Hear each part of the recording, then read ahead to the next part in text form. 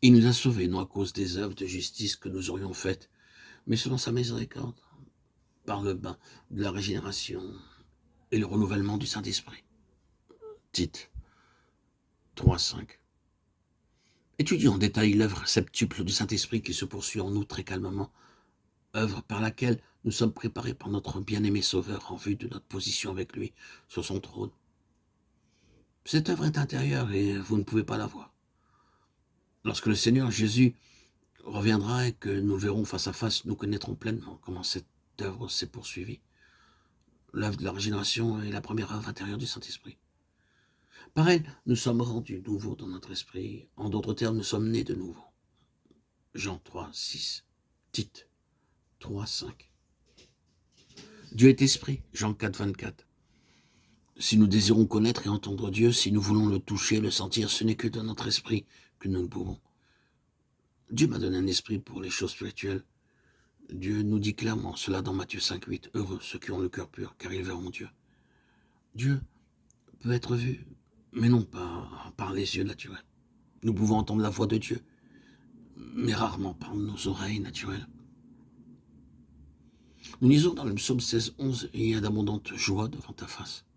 Oui, nous pouvons sentir la présence de Dieu, non pas par le corps, mais intérieurement et spirituellement. À moins que nous soyons intérieurement renouvelés par le Saint-Esprit dans notre esprit, nous ne pouvons pas voir Dieu, toucher Dieu, le connaître ou le sentir. Lorsque Dieu vient en vous ou en moi, il ne peut entrer que par le canal de l'esprit. Je suis conscient de sa vie venant en moi, et il répond à mon appel. Comment cela? Par son esprit.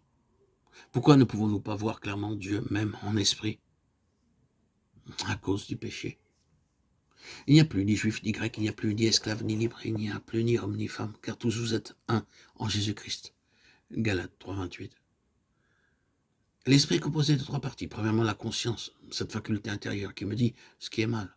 Deuxièmement, l'adoration, l'aspiration à connaître l'invisible. Mon Créateur. Où est-il? Comment puis-je le trouver? Où puis-je le trouver? Ce désir nous vient à des époques différentes. Certains veulent trouver Dieu dans la nature, d'autres dans des édifices, des temples. Certains veulent le trouver par des cérémonies rituelles. Dieu ne peut pas être trouvé ainsi, mais seulement par l'esprit. La troisième partie de l'esprit, c'est l'instinct ou l'intuition. Une pensée vient soudainement en nous. L'œuvre du Saint-Esprit est de me renouveler complètement afin que je reçoive en moi le Saint-Esprit. Avant que le Saint-Esprit ne vienne dans mon esprit, toutes les souillures causées par des pensées, des paroles, des actes mauvais doivent être lavées, ôtées. Dieu a placé un appareil d'enregistrement dans nos cœurs, et toute parole que nous disons, toute simple pensée que nous pensons et ce que nous faisons est tranquillement enregistrée dans la conscience. C'est l'appareil enregistreur de Dieu. Lorsque je suis intérieurement lavé et purifié par Dieu par le sang de Christ, le Saint-Esprit vient en moi et fait de moi une nouvelle personne. Ceci s'appelle la régénération. Et c'est la première grande œuvre du Saint-Esprit.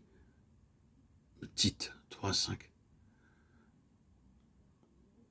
La deuxième œuvre intérieure du Saint-Esprit est de me baptiser ou de m'unir ou de me placer dans le corps de Christ, de faire de moi un membre de la famille céleste, de m'amener sous le gouvernement du Seigneur Jésus-Christ. Nous sommes intérieurement unis à tous les croyants, partout où nous allons. Éphésiens 1, 11 à 13.